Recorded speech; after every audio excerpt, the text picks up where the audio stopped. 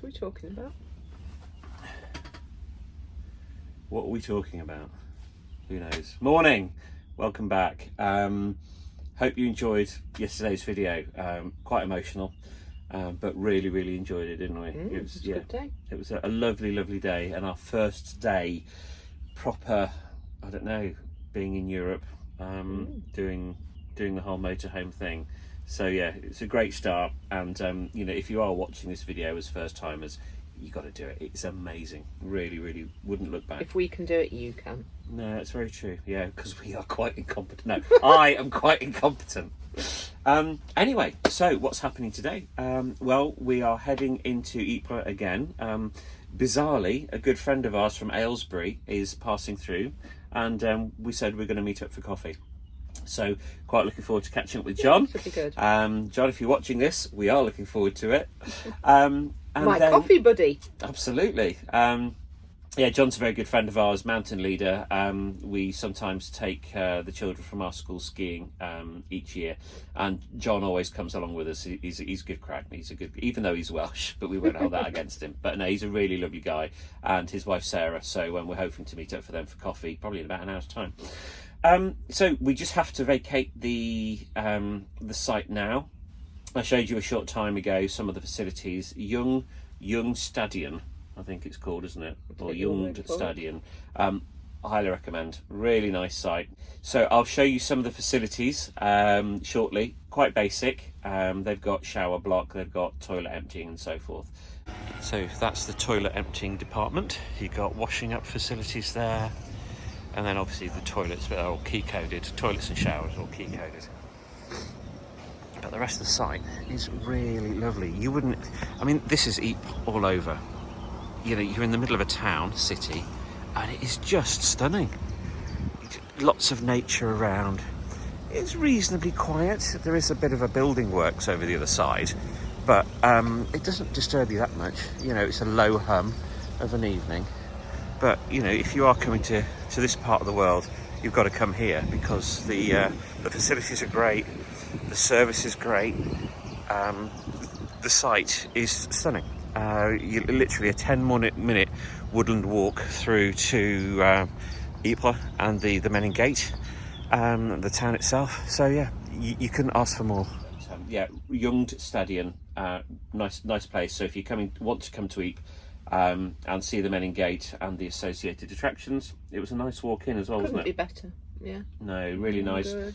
It's like a river canal, and you can walk up the side, and the walk from the site to even there is pretty. It's duck boards through like wetlands and trees and stuff. Yeah, really lovely. Nice.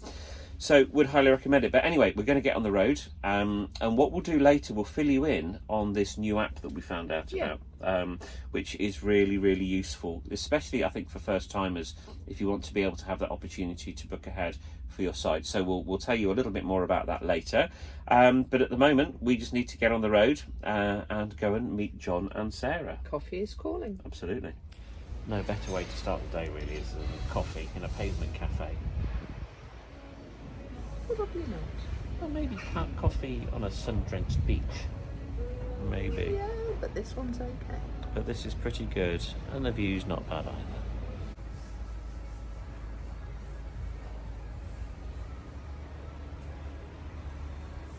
Not too shabby a breakfast, if I do say so myself. Bit of apple cake, bit of coffee and Fanta going on. Bit of a mixture. But look at that. How lovely that's presented. And it was great to meet up with John and Sarah for coffee too.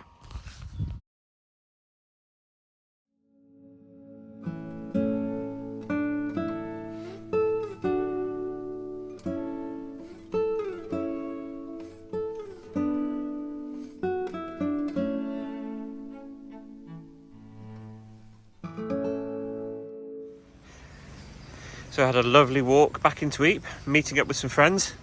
Just come back, hoping that Margot's in one piece, having just popped her at the side of the road. And so far, so good.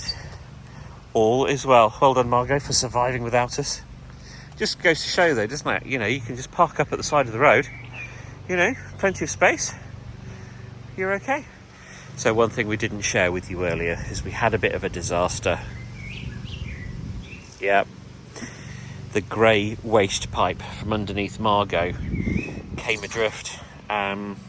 We went to turn around, went up a bit of an incline and didn't realise just how steep the incline was. And as a result, unfortunately, this came off. So we've checked underneath, there's no damage. I think this can be quite safely reattached. However, it was our first calamity.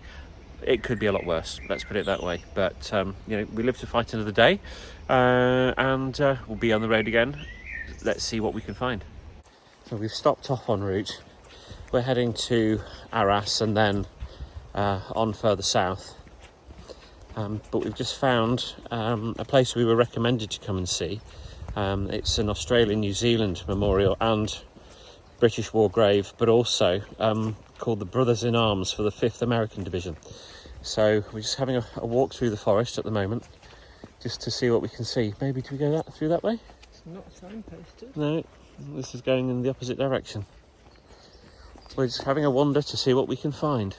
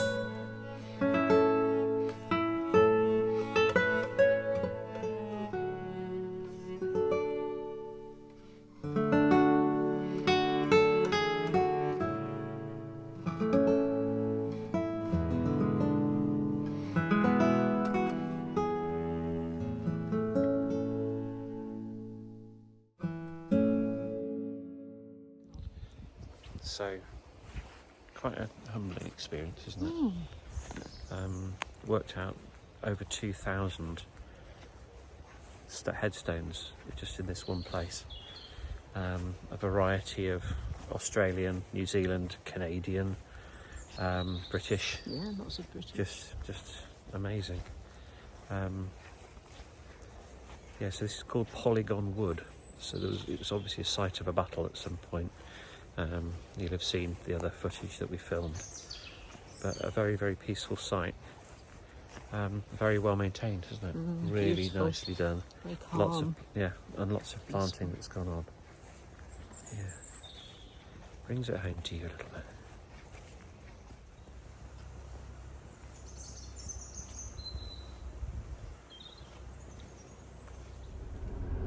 Now we've decided to come to Lille. It's on the way to our next campsite, so we thought we'd pop in off the motorway, have a look what it's got to offer.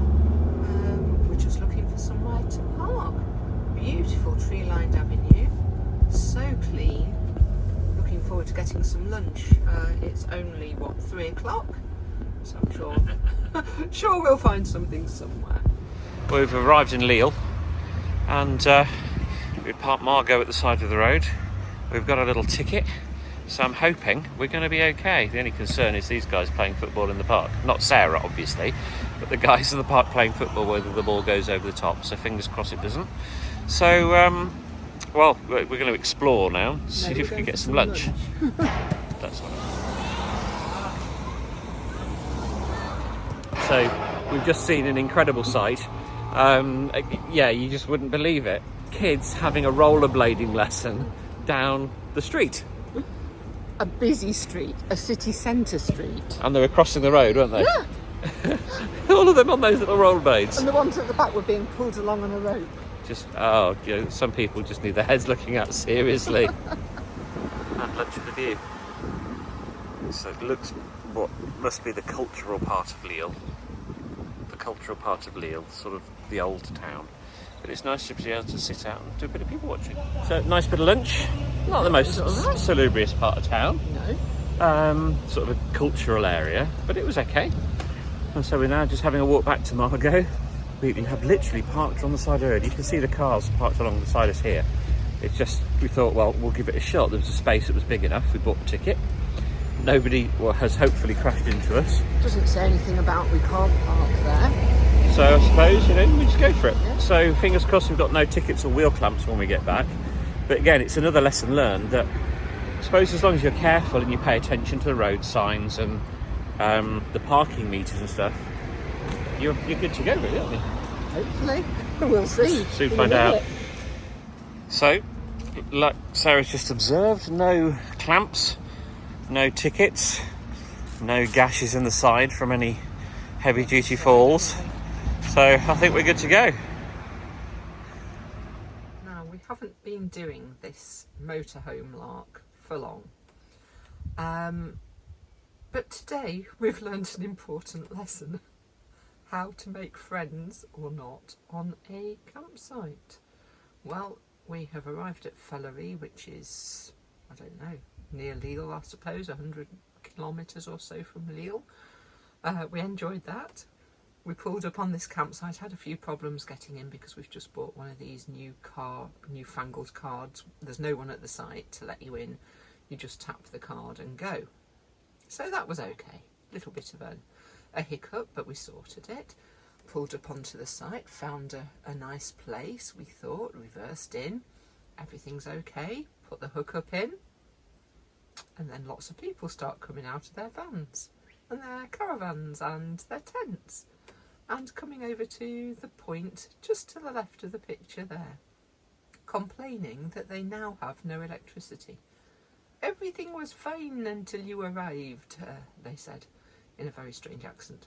And now you can see people, maybe not, let me zoom in.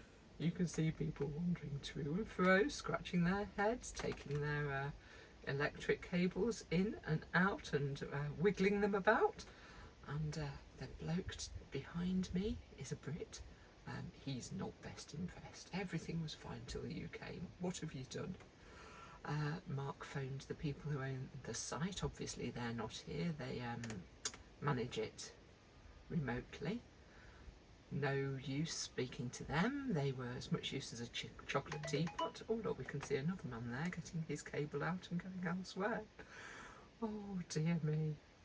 What a palaver. I haven't got a clue where Mark is. He disappeared to look at a switchboard somewhere. So yes, everything was fine at the other site in Ypres. Our cable was working. I can't think it's blown the whole system.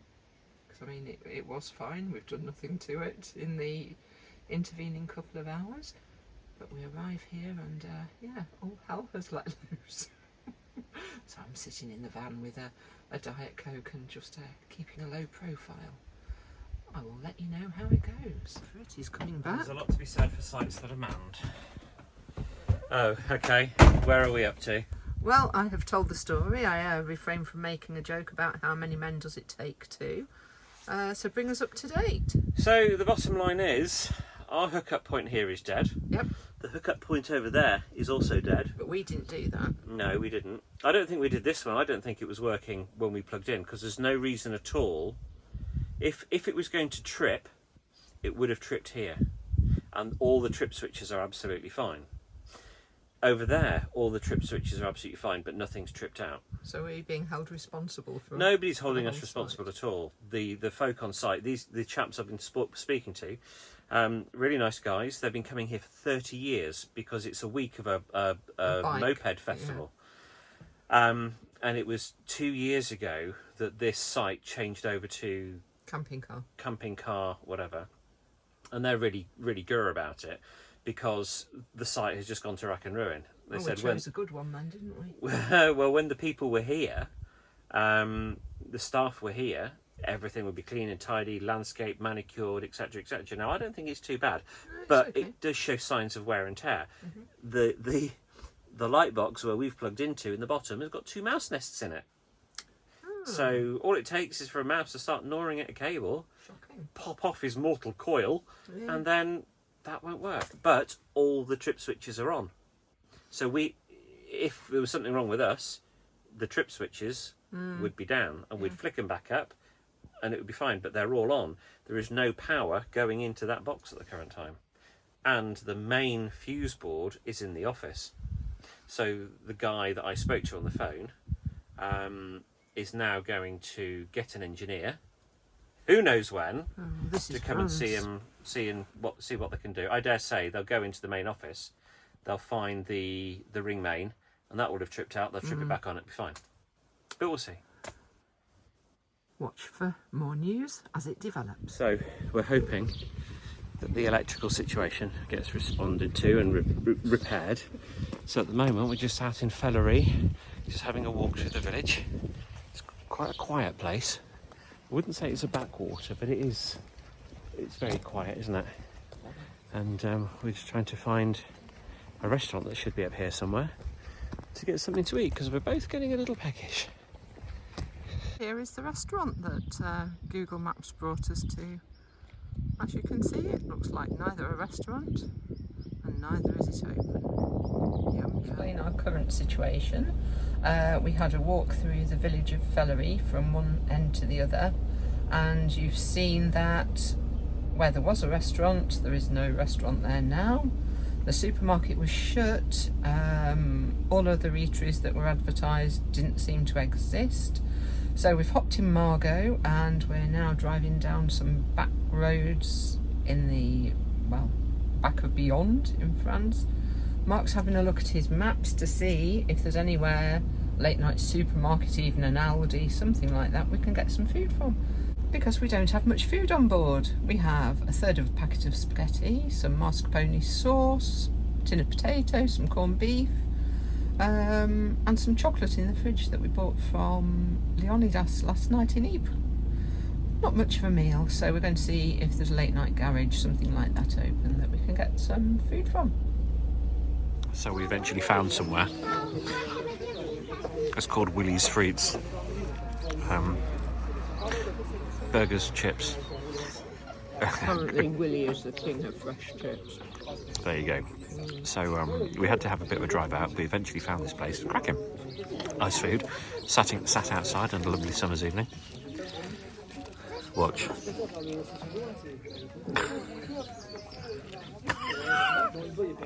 It's the only way you can eat these things. They are huge. Well, it's the end of a busy day. A very interesting day, but also a really lovely day.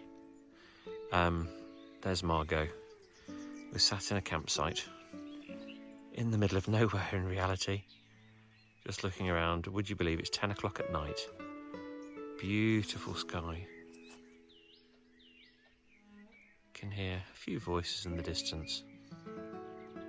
Hear the birds singing. And this is what it's all about, just getting away from it all, lovely peace and quiet. Lots of tents and camper vans around, but it's just really, really peaceful.